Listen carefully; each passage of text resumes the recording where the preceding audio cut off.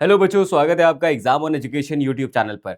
अगर आप RRB JE का फॉर्म भर रहे हैं तो आपको ये पता होना चाहिए कि आरआरबी के फॉर्म को भरते वक्त आखिरी स्टेप यानी कि फीस जमा करने से पहले का जो स्टेप है उसमें आपको इस प्रकार से जिस जिस डिपार्टमेंट में आप एलिजिबल हैं वो यहाँ पर आपको देखने को मिल जाएंगे, सब डिपार्टमेंट्स। और आपको बोला जाएगा कि आप इनको प्रेफरेंस ऑर्डर में लगाइए कि जो आपका प्रेफरेंस है उन पोस्ट को लेकर के। लेकिन क्योंकि आपको इसके बारे में जानकारी नहीं है कि कौन सी पोस्ट इसमें आपकी पहली प्राथमिकता होनी चाहिए, तो आप कैसे यहां पर प्रेफरेंस ऑर्डर लगा पाएंगे।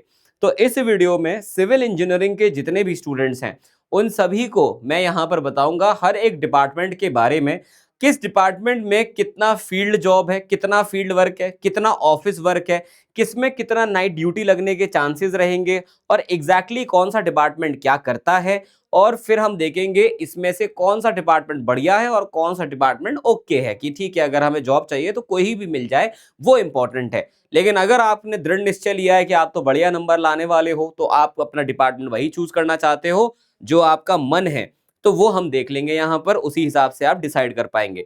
अब सबसे पहले आपको समझना चाहिए आपके पास जो ऑप्शंस आते हैं वो आते हैं कुछ इस प्रकार से कि आपको अलग अलग जोन्स में परमानेंट वे, ब्रिज, आपका डिजाइन ड्राइंग एस्टिमेशन और आपका डीएमएस ये सब आ जाता है। अब यहाँ पे हम बात करेंगे इन डिपार्टमेंट्स के बारे में थोड़ा सा विस्तार पूर्वक। जैसे कि हम बात करेंगे आपका एक तो परमानेंट वे का। परमानेंट वे रेलवे ट्रैक मेंटेनेंस और सेफ्टी का ध्यान रखता है। जो आपका जूनियर इंजीनियर वर्क्स डिपार्टमेंट है, सब डिपार्टमेंट, ये कंस्ट्रक्शन अपकीप का of railway building and structure उनके हिसाब से उन सारी चीजों को देखता है। ब्रिज की बात करूं तो inspection maintenance of bridge and culvert का काम है।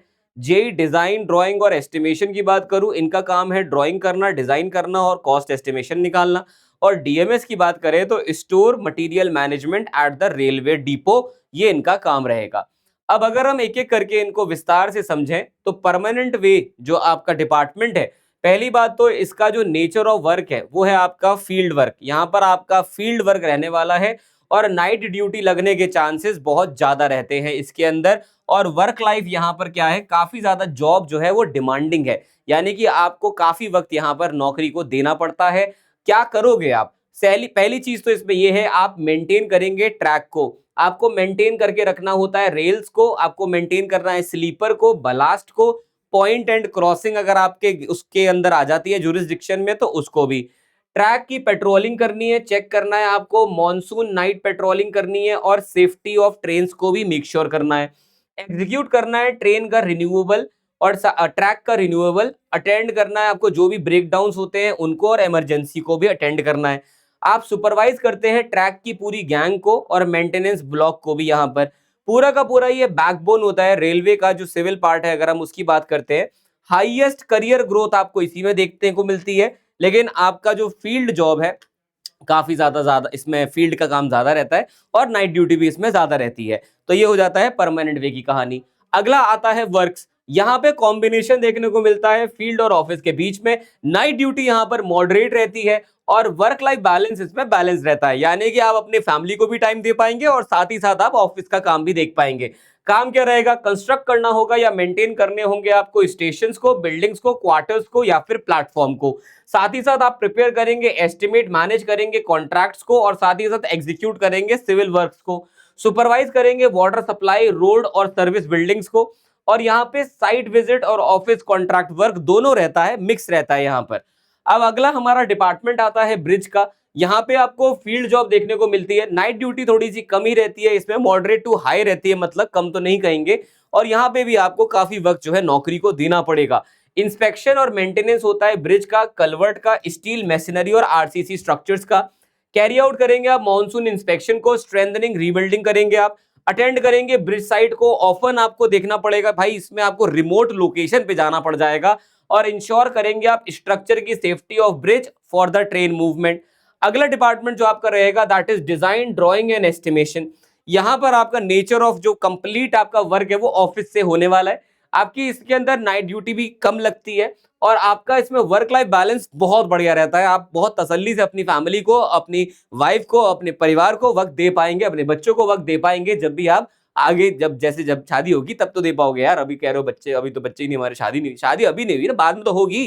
तो भाई देखो, प्रिपेयर यहाँ पे आप करते हो सिविल की ड्राइंग्स को, डिजाइन को, कैड और स्ट्रक्चरल इसमें आप देखते हैं। वर्कआउट करते हैं आप क्वांटिटीज, एस्टिमेट और टेंडर डॉक्यूमेंट्स को। सपोर्ट प्लानिंग ऑफ वर्क यहाँ पर फ्रॉम द डिजाइन ऑफिस, और रेगुलर ऑफिस आवर्स रहते हैं इसमें। मोस्टली आपका यहाँ पर डेस्क जॉब रहता है। तो यहाँ पर अगला मैं देखूं तो आता है डिपो मटेरियल सुपरिटेंडेंट। बेटा इसके अंदर आपका ऑफिस में या डिपो में आपका जॉब रहेगा। नाइट ड्यूटी इसमें नामात्र रहती है और वर्क लाइफ इसका भी बहुत बढ़िया है। इसमें आप रिसीव करते हैं, इंस्पेक्ट करते हैं और स्टोर करते हैं जो भी रेलवे का मटेरियल होता है उसको। आप मैनेज करते हैं इन्वेंट्री को, रिकॉर्ड रखते हैं और प्रोक्योरमेंट सपोर्ट भी देते हैं। आप यहाँ पर ज्यादातर इंडोर जॉब रखते हैं और डे शिफ्ट रहती है यहाँ पर ज्यादातर आपकी डिपो में।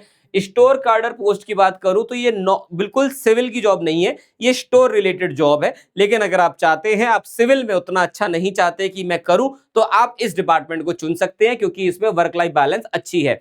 अब अगर मैं सबको हेड बाय हेड कंपेयर करूं तो फील्ड वर्सेस ऑफिस की बात करें तो इसके अंदर यानी कि परमानेंट वे में आपका 95% फील्ड जॉब रहता है। आपका ब्रिज के अंदर 80% आपका फील्ड जॉब रहता है। वर्क्स के अंदर 55% फील्ड जॉब रहता है। डीएमएस के अंदर 25% आपको फील्ड जॉब देना पड़ेगा और साथ ही साथ डिजाइन एंड ड्राइंग में 10% फील्ड जॉब आपका रह सकता है। तो इसमें ऑलमोस्ट सारे ही फील्ड आपको रहता है और इसमें आपका थोड़ा सा आप कह सकते हैं कॉम्बिनेशन है। इसमें कंप्लीटली आप डिजाइन ड्राइंग में ऑफिस में रहते हैं। नाइट ड्यूटी का कंपैरिजन अगर हम करते हैं तो परमानेंट वे में सबसे ज्यादा नाइट ड्यूटी लगने के आपके चांसेस रहेंगे। ब्रिजेस के अंदर आपका हाई है, यहाँ पे भी नाइट ड्यूटी रहता है। वर्क्स के अंदर मॉडरेट है डीएमएस में, और आपके डिजाइन ड्राइंग में आपकी यहाँ पर नाइट ड्यूटी बिल्कुल नामात्र ही रहती है या बिल्कुल भी नहीं होगी। तो अगर हम यहाँ पे करियर ग्रोथ के हिसाब से बात करें कि आप चाहते हो धीरे धीरे वक्त के साथ आपका जो करियर है वो ग्रो करे, तो उसमें नंबर 1 चॉइस आपकी जो होनी चाहिए वो परमानेंट वे होनी चाहिए। नंबर 2 आपकी जो चॉइस होनी चाहिए वो होनी चाहिए वर्क्स। नंबर 3 जो होनी चाहिए दैट शुड बी ब्रिज, और उसके बाद design and drawing, and last में डीएमएस। ये तब है अगर प्रायोरिटी है आपकी करियर ग्रोथ। वहीं अगर मैं बात करता हूं वर्क लाइफ बैलेंस की, तो वर्क लाइफ बैलेंस या कंफर्ट के लिए आप पहली चॉइस रख सकते हैं डिजाइन एंड ड्राइंग को, दूसरा आप रख सकते हैं डीएमएस को, तीसरी चॉइस रख सकते हैं वर्क्स को, चौथी रख सकते हैं ब्रिज को, और लास्ट प्रेफरेंस आप दे सकते हैं परमानेंट वे को। तो ये हो जाती है आपकी जॉब की प्रेफरेंस यानी कि पोस्ट की प्रेफरेंस बेस्ड ऑन या तो करियर ग्रोथ या तो आपकी वर्क लाइफ बैलेंस। इन दोनों में से कोई एक चीज चूज करनी पड़ेगी आपको, आप दोनों को एक साथ नहीं लेके चल सकते हैं। तो यहां पर अगर हम देखते हैं तो जेई वर्क्स जो है आपका वो बेस्ट है ऑल राउंड। अगर आप देखो करियर भी इसमें बढ़िया बनता है और बैलेंस्ड आपकी फील्ड और ऑफिस जॉब रहती है। परमानेंट वे में करियर ग्रोथ अच्छी है और यहाँ पे आप फील्ड जॉब भी देखते हो, फील्ड में आप रहते हो और नाइट ड्यूटी रहती है। अगर आप यंग हैं तो आप इसमें भी जा सकते हैं।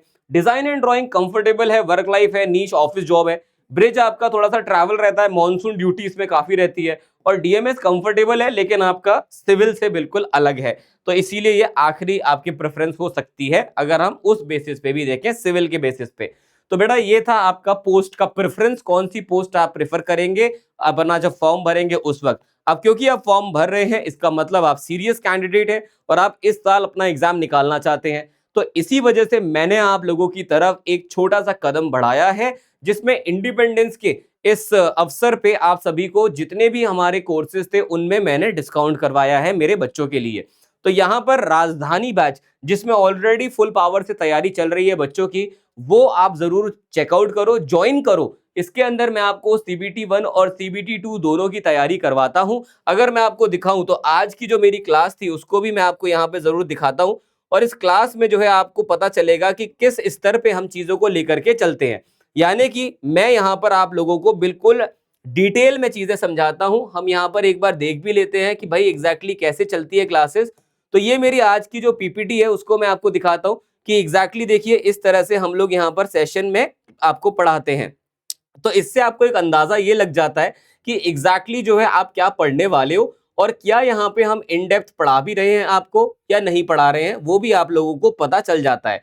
तो ये है मेरी पीपीटी, यहाँ पे आप देख पाएंगे। तो ये है जिस तरह से मैं आप लोगों को पढ़ाता हूँ यहाँ पर, ये आप देखेंगे तो कंप्लीट इन डिटेल आपको सारी चीजें पढ़ाई जाती हैं। इवन पूरा डेरिवेशन करके दिखाया जाता है कि आखिरी में क्या निकल के आएगा उसको बताने के लिए। ये आपको आई थिंक अच्छा लग रहा होगा देख करके कि देखिए कितना डिटेल में सारी चीजों को पढ़ाया जाता है। तो इससे आपको काफी बेनिफिट मिल सकता है। तो आप जरूर यहाँ पर जो हमारा राजधानी बैच है इसको चेकआउट करो और इस राजधानी बैच से आप जरूर अपने जो नॉलेज है उसको बढ़ाइए और आपके जो सिलेक्शन है उसकी दूरी को तय कीजिए मेरे साथ। सीबीटी 1 के लिए पॉलिटी चल रहा है इसमें, और सीबीटी 2 में अभी हाईवे चल रहा है, आप ज्वाइन कर सकते हैं। और आपका जो ये सब्जेक्ट है ये दोबारा से अभी लाइव होगा, सारी क्लासेस लाइव होती हैं। ये एक ऐसा बैच है जिसमें आपकी टेस्ट सीरीज भी है, आपका प्रैक्टिस बैच भी है, आपका इसमें थ्योरी बैच भी है, और कंप्लीटली बिल्कुल लाइव है और जीरो से है, और सिर्फ आरआरबी के लिए ही है। इसमें एसएससी का सिलेबस कवर नहीं होता है, इसमें सिर्फ आरआरबी का ही सिलेबस हम करवाते हैं। एसएससी के लिए अलग बैच है, और दोनों को जोड़ करके अगर पढ़ना चाहते हो तो उसका एक तीसरा अलग बैच है, तो वो आप चेकआउट कर सकते हो। So thank you so much, ये था मेरा आज का सेशन आप सभी बच्चों के लिए। अब आप तसल्ली से अपना फॉर्म भरिए, जो चॉइस आपको लगती है आपके लिए बेहतर है उसको आप जरूर चुनिए और फिर अपना फॉर्म भरिएगा। अगर आपको फॉर्म भरते वक्त किसी भी तरह की मदद चाहिए हो तो आप मुझे कॉल भी कर सकते हैं। मेरा नंबर है 8368886452। ये है बेटा मेरा पर्सनल नंबर, आप मुझे इस पे कॉल करिए ताकि मैं आप लोगों से यहाँ पर चर्चा करूं और आपका फॉर्म भरने में आपकी मदद करूं। जस्ट इन केस मैं अवेलेबल नहीं हुआ, मैं क्लास में हुआ, तो आप बोल दीजिएगा जो भी फोन उठाए कि भैया मुझे तो निंजा सर से बात करनी है। जैसे ही मैं फ्री हूंगा मैं आपको कॉल करूंगा और हम लोग मिलकर के आपका फॉर्म यहाँ पर भरेंगे। सो धन्यवाद, मिलता हूं मैं आपसे अगले सेशन में। तब तक के लिए ध्यान रखें अपना और अपने परिवार का। Bye bye and take care.